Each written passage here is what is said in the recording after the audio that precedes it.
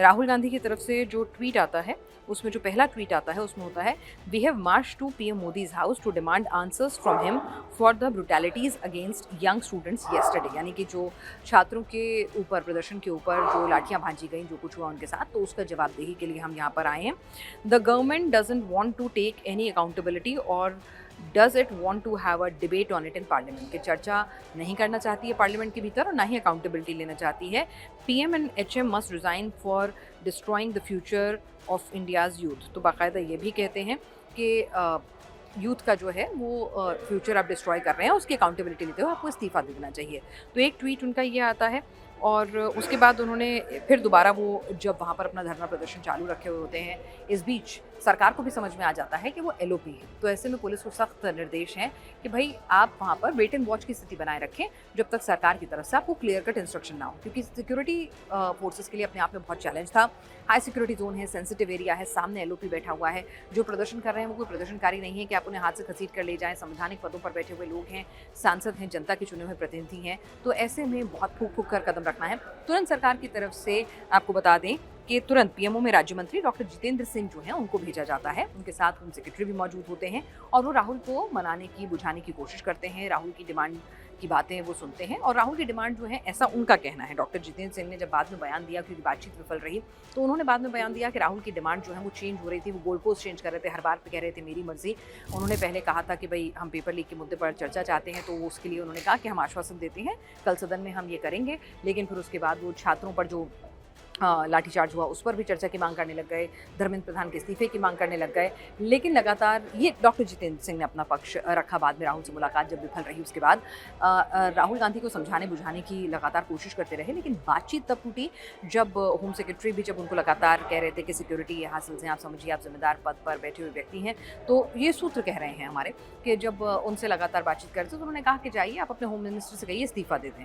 तो उसके बाद वो एक, जिसे कहते हैं ना कि एक पॉइंट था कि जहाँ पर लगा कि अब राहुल मानने के मूड में कतई नहीं है, वो अपनी डिमांड्स चेंज कर रहे हैं, वो अंडियों चीज़ें मांग रहे हैं, वो ऐसी बातें कर रहे हैं जिससे साफ है कि वो सरकार ने एक जो विंडो खोली है उनका सम्मान करते हुए कि वो सदन में नेता प्रतिपक्ष हैं, तो वो उसको नहीं तवज्जो दे रहे हैं, वो अभी यहाँ डटने के मूड में हैं। तो ये मैसेज लेकर डॉक्टर जितेंद्र सिंह और होम सेक्रेटरी जो है वो पहुँचे कि आगे लॉ एंड ऑर्डर कैसे मेंटेन करना है और किस तरह से इस पूरे प्रदर्शन को डील करना है, कि तस्वीरें कहीं से भी ऐसी ना जाएं कि आप एलओपी के साथ उनको प्रदर्शन करने की इजाज़त नहीं दे रहे, उनकी आवाज़ दबा रहे हैं। लेकिन साथ ही साथ इस बात का भी ख्याल रखा जाए कि दिल्ली में धारा 100 बीएनएस की धारा 163 लागू है, यानी कि एक तरह से 4 से ज़्यादा लोगों के उस एरिया में, क्योंकि सेशन भी चल रहा है कि कर्फ्यू जैसे हालात होते हैं, तो एहतियातन, और प्राइम मिनिस्टर हाउस है, तो ऐसे में वहाँ पर किसी भी गाड़ी को कुछ देर रुकने के लिए, किसी को वहाँ खड़ा होने के लिए, पार्क करने कोई इजाज़त ही नहीं होती। तुरंत पीसीआर वैन आ जाती है आपको हटाने के लिए, या प्रधानमंत्री सिक्योरिटी के जवान आ जाते हैं आपको हटाने के लिए, और कार्रवाई होती है, पूछताछ होती है आपसे।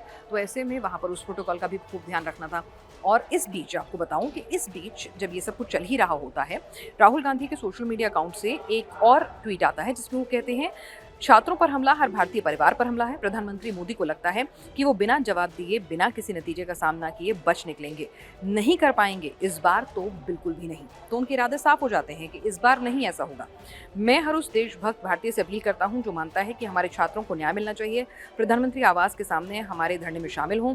भारत के छात्रों की आवाज़ को नजरअंदाज नहीं किया जा सकता। यानी कि वो छात्रों से, लोगों से, परिवारों से, उनके बच्चों का हवाला देते हुए ये आह्वान करते हैं कि आप भी हमारे साथ आइए। पवन खेड़ा हो, तमाम नेता हों, कहते हैं हम तो दिन रात यहाँ पर डटे रहेंगे। यानी कि प्रदर्शन लंबा करने का, धरना लंबा करने का मूड था। ऐसा नहीं था कि भाई कुछ देर का सांकेतिक प्रदर्शन किया और उठ जाएंगे, नहीं।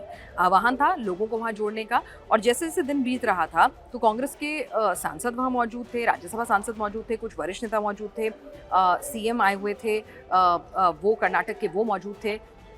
लेकिन उसके बाद डीके शिव कुमार मौजूद थे। तो उसके बाद क्या हुआ कि जब ये ट्वीट आया तो उसके बाद भी सरकार के कान खड़े हो गए कि अगर ऐसे में बहुत ज़्यादा बड़ी तादाद में लोग वहाँ पर जुटना शुरू हो जाते हैं, कांग्रेस के कार्यकर्ता ही पहुँचना शुरू हो जाते हैं, तो लॉ एंड ऑर्डर के लिए अपने आप में चुनौती है।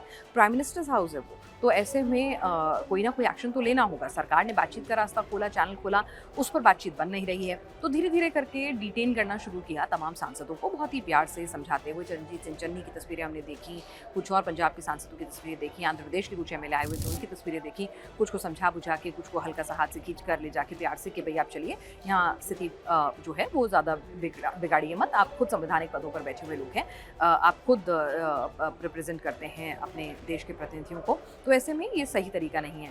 और पहली प्राथमिकता ये भी थी कि राहुल गांधी, प्रियंका गांधी, वहाँ मौजूद सांसदों की सुरक्षा को इंश्योर करना कि कुछ और ज़्यादा लोग जो हैं वहाँ पर जुटना शुरू ना हो जाए। तो हुआ ये कि फिर धीरे धीरे करके ये तमाम पुलिस ने राहुल गांधी को घेरा, उनके पास से एक बीच में पैसेज बनाया कि वहाँ से तमाम लोग जो हैं, सांसद जो हैं, कि करके उनको डिटेन किया जाए, उनको हटाया जाए, वहाँ से निकाला जाए, संख्या बल को कम किया जाए। एक घेरा, 2 घेरा, 3 घेरा सुरक्षा का, बीच में एक पैसेज के डिटेन किस तरह से करके लाना है पुलिस ने बनाया।